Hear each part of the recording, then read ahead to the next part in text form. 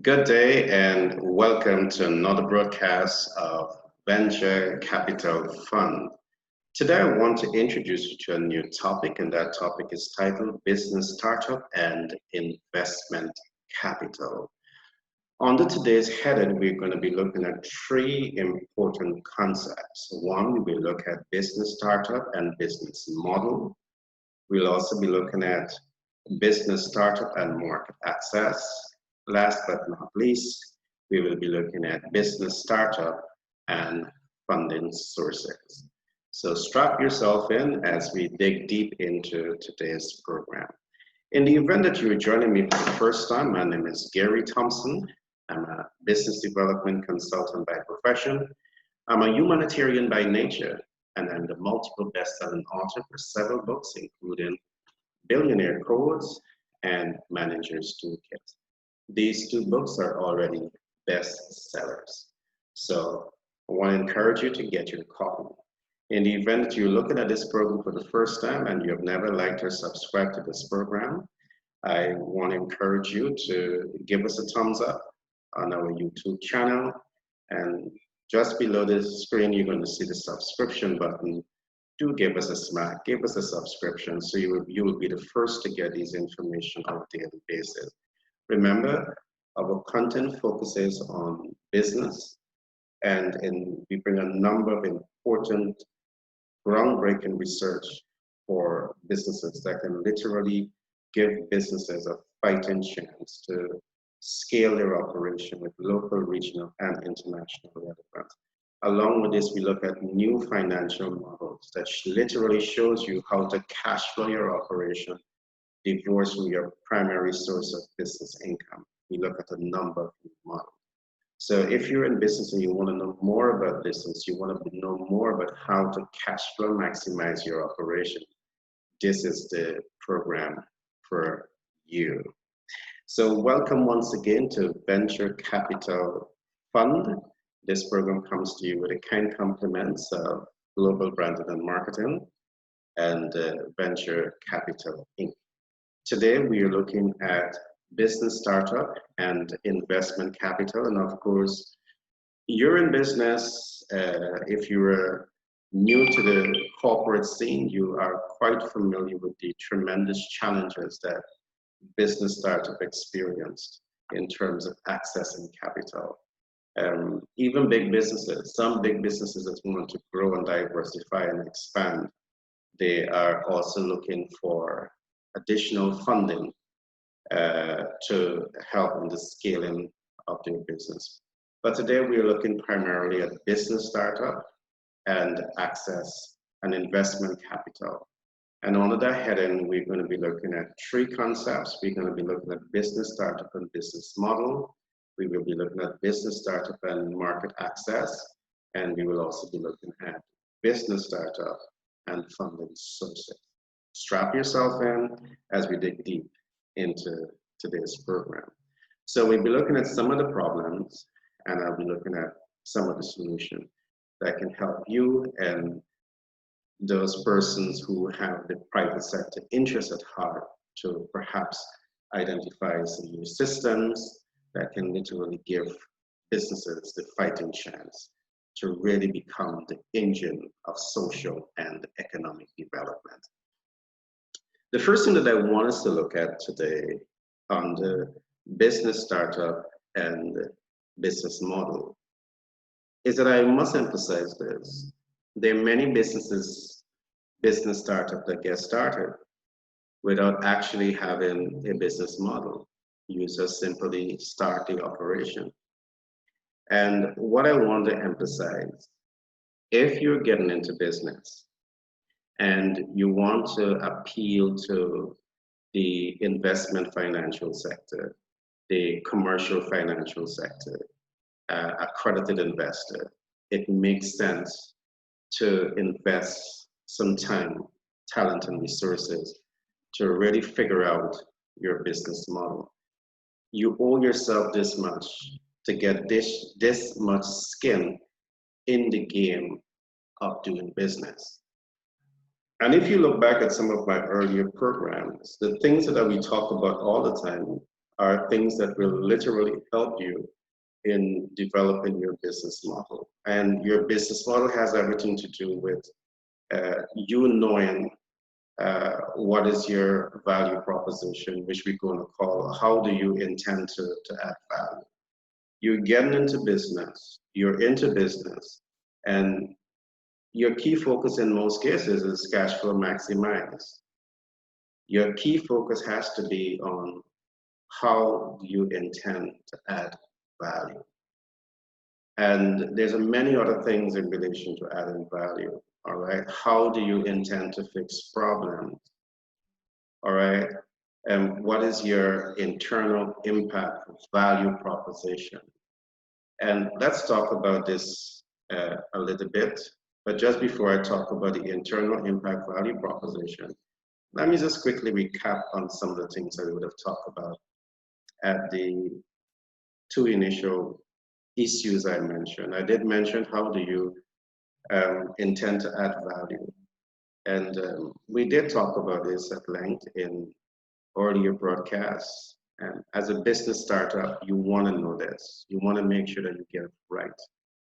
And in adding value, we said that it's important for you to understand your target market. And in understanding your target market, you can ensure that the value that you're adding is aligned to their needs. So look back at the earlier videos and you will be able to get much detailed information on the issue that I talked about. We did also discuss that there's a difference between adding value and fixing problems, and you need to know this, all right? This will really help you to shape what we call your business model, all right? You need to know this. It's absolutely important. Don't be like the person who are starting a business and you have no idea what value you're adding, what problems are you fixing. But all you're thinking about is your bottom line and how to cash flow your operation. Doing that, you're making the primary consumer feel like a second and third class citizen. That's not what you want to do. You want to make your consumers and your clientele base feel like king and queens.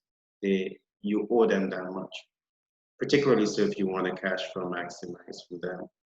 Now, let us talk a little bit about the internal impact value proposition. The internal impact value proposition is all about your workforce. It's all about the kind of business model that you have to impact the internal workforce. Traditionally, you are taught about things like salary, super salary. You were taught about things like fringe benefits and so forth. And there's a range of the fringe benefits and models to look at. Today we are talking about something new. While we like the idea of super salary, while we like the idea of fringe benefits, we love all of that. But sometimes we recognize that a lot of this could be done without the employee themselves feeling as though they are an integral part of the work institution, the workspace.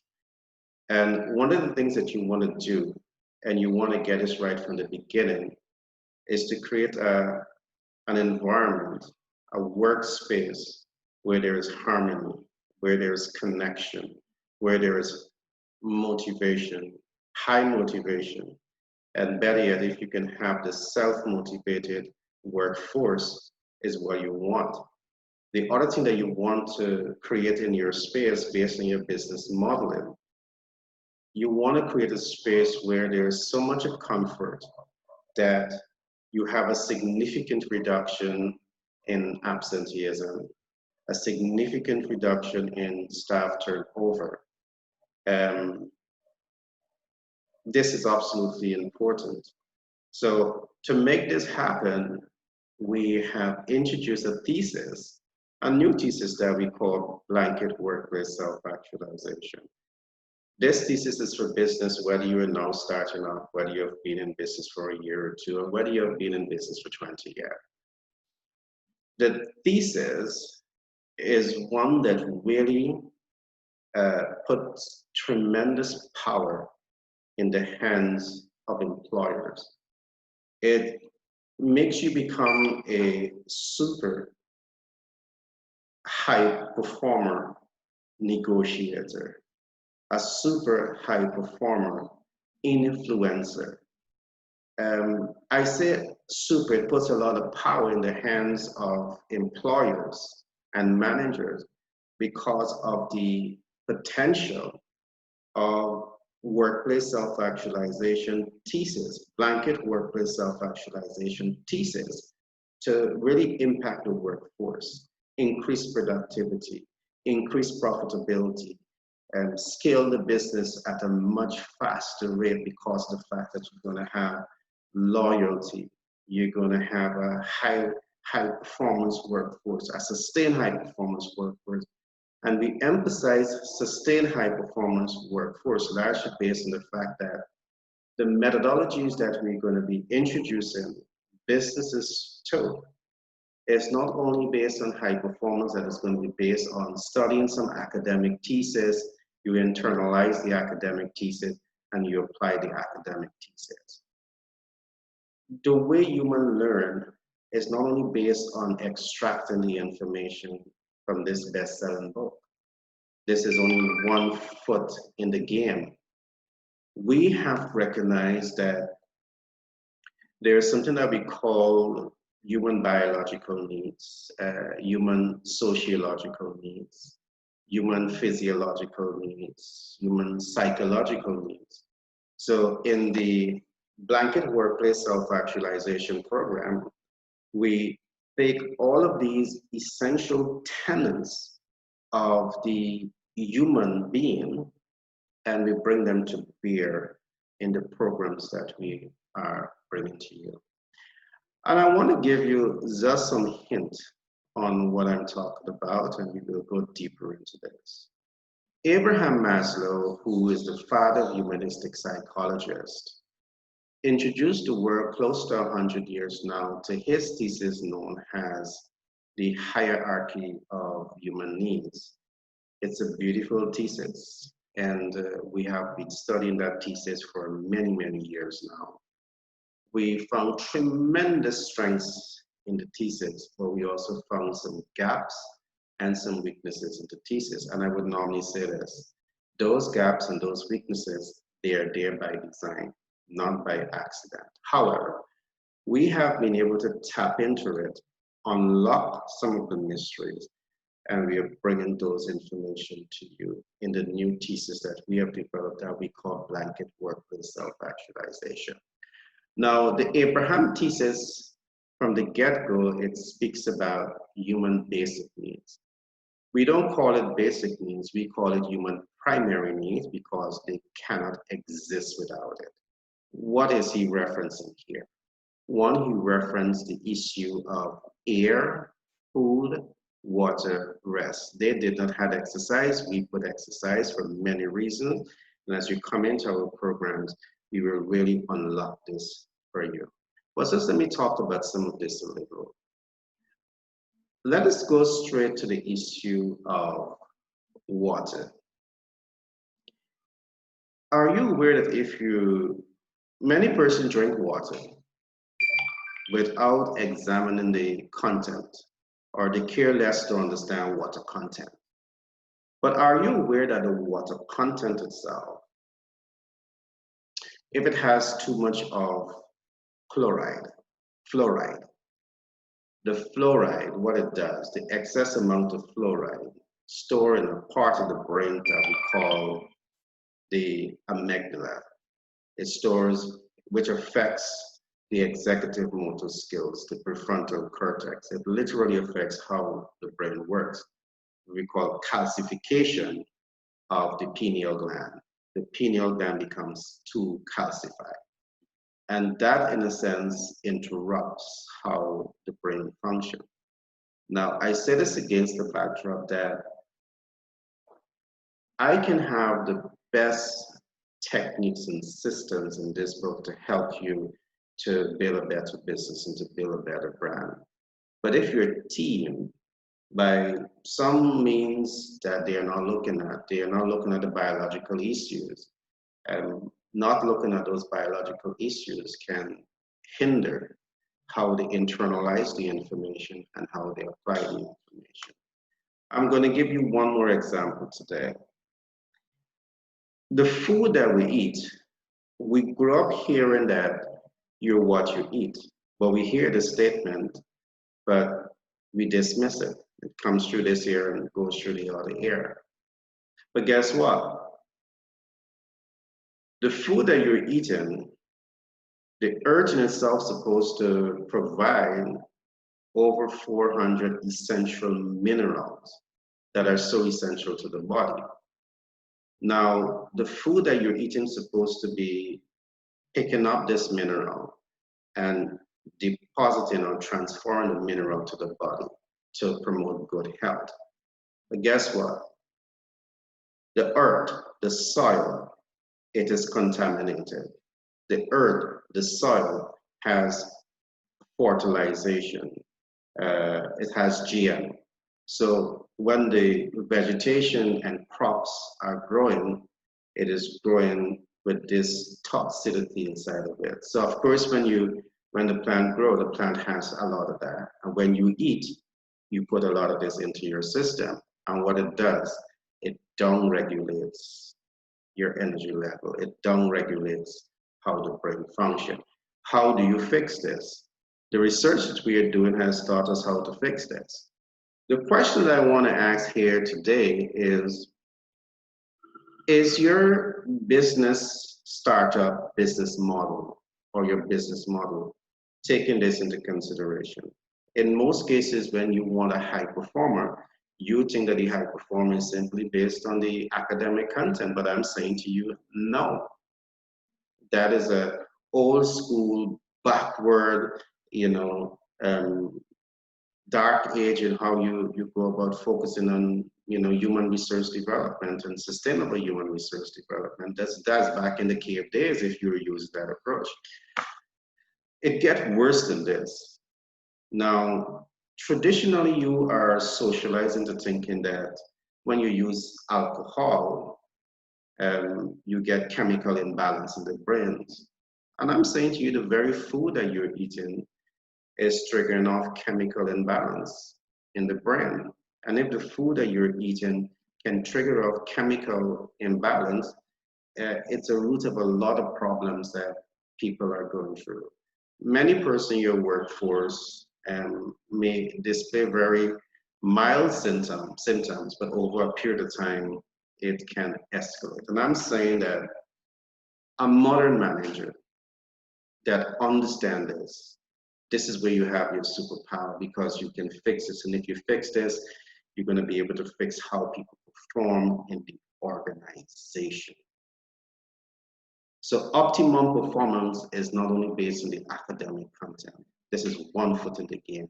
You got to get the other foot in the game.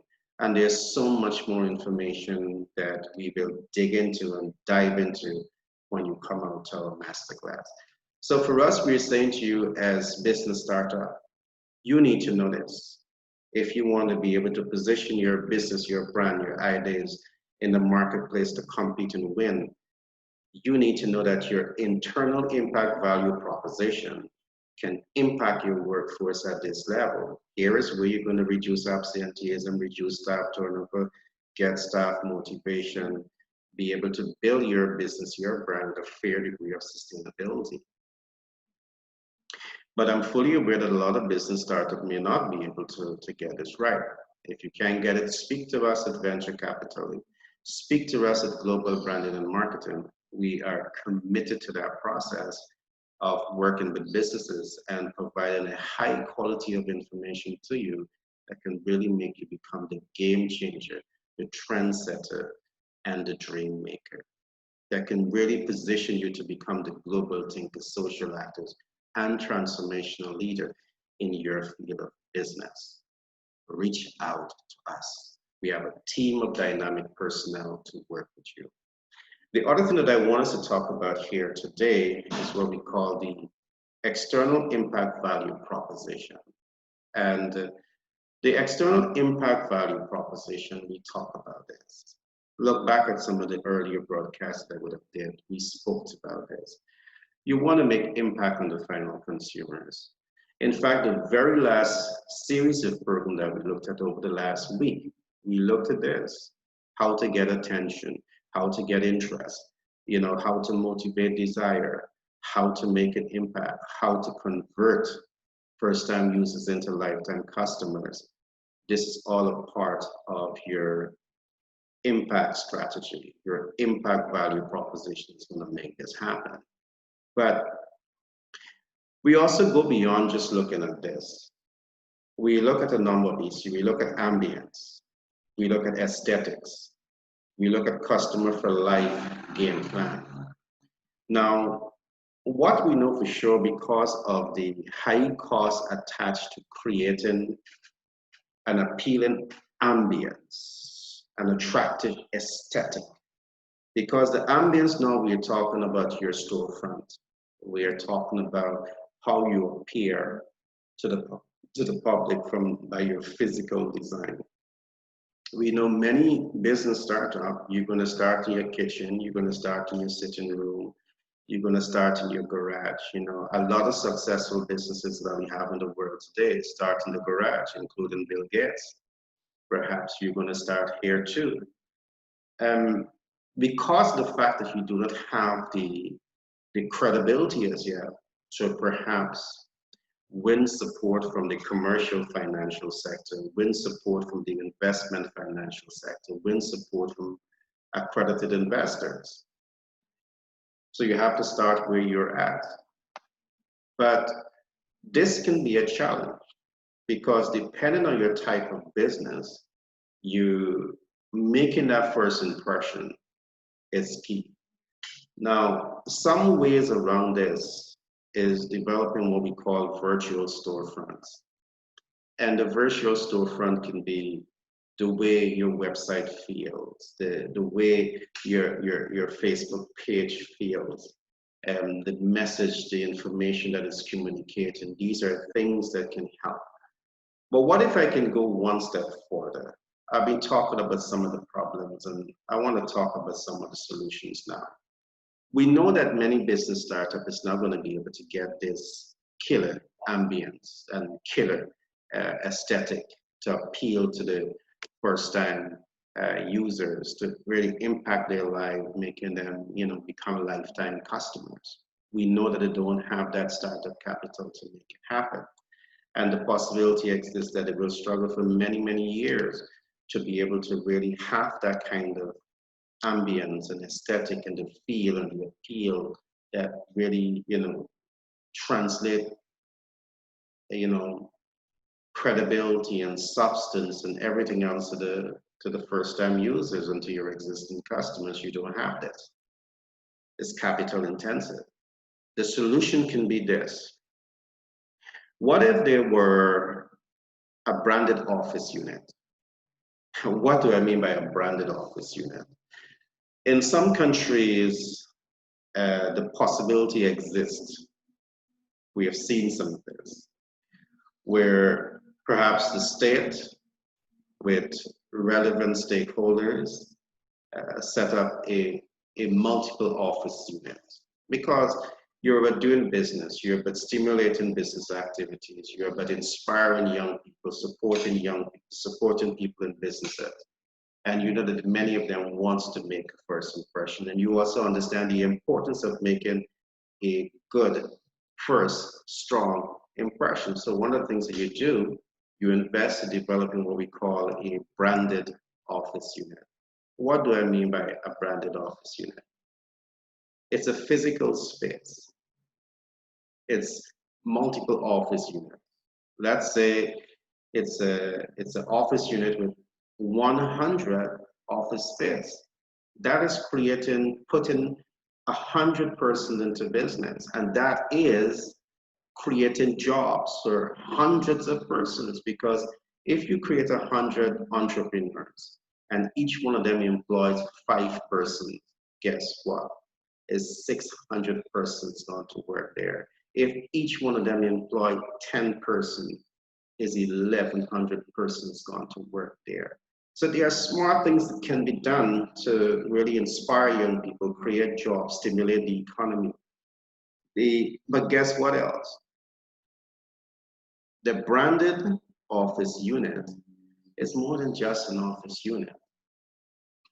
It's a space where you have a killer ambience. The feel is look is strong. You have a killer aesthetics. It looks artistic and it pulls people in.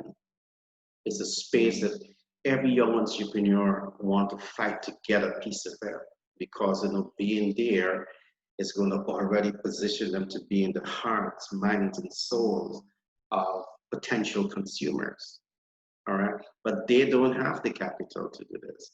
Perhaps this can be a private sector venture also. Perhaps this can be a public-private partnership initiative.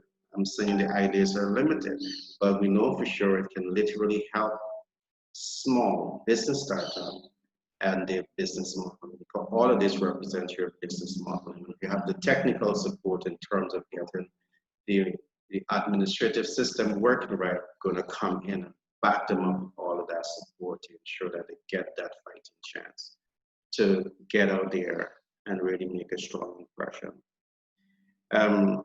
This is an opportunity to make a lasting impression on the hearts, minds, and souls. It's an opportunity to connect with first-time users and to be able to convert first-time users into lifetime customers.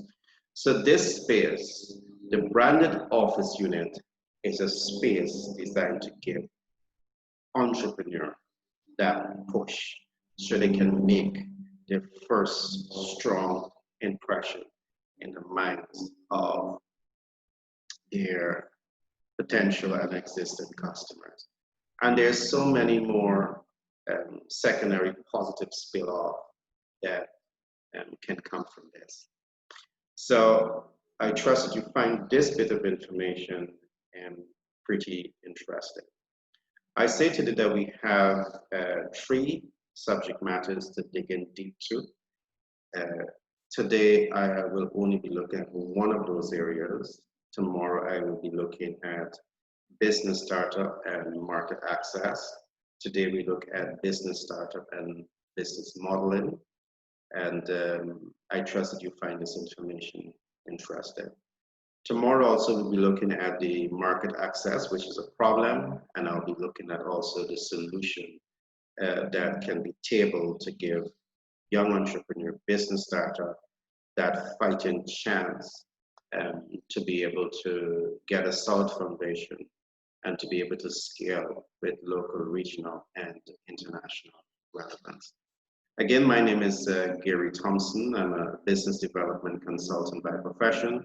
I'm a humanitarian by nature, and I'm the multiple best-selling author for several books, including Billionaire Codes and Manager's Toolkit.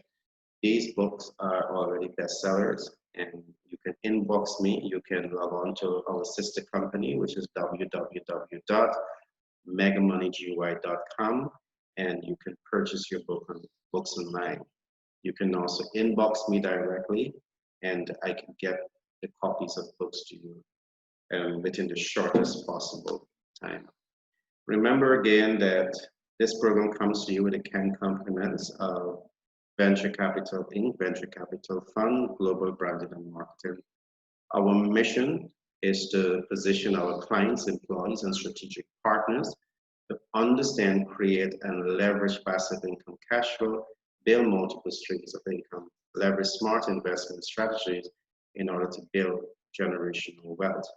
In our program, you will learn about financial intelligence in the commercial financial sector, financial intelligence in the investment financial sector, financial intelligence and smart capital market. Last but not least, you will learn about financial intelligence and sustainable livelihood.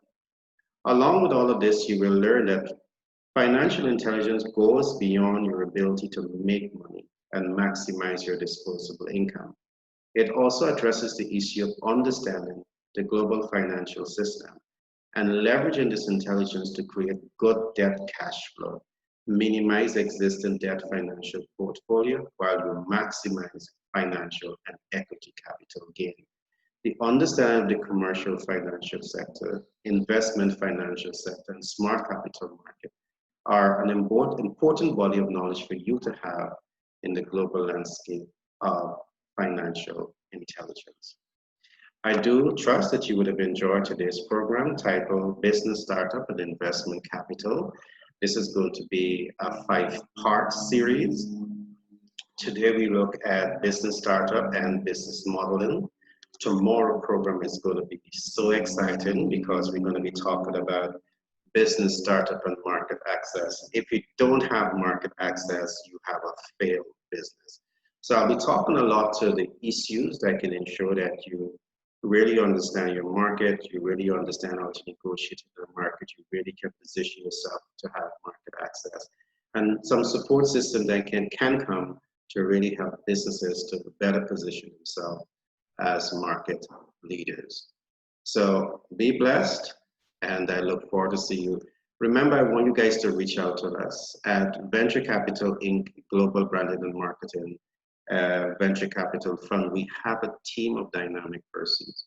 We have a team of PFAs, professional financial advisors, economists, accountants, business consultants with a combined knowledge of over 75 years. And we want to put this body of knowledge to work for you to ensure that we can help you to scale your business where you can cash flow maximize, where you can make the strongest impact on your internal workforce, knowing that you have a system to reduce absenteeism, staff turnover, increase staff motivation, enhance performance, a plethora of things. And you can also make tremendous impact on the external public. Reach out to us. Do not hesitate. Be blessed and see you on the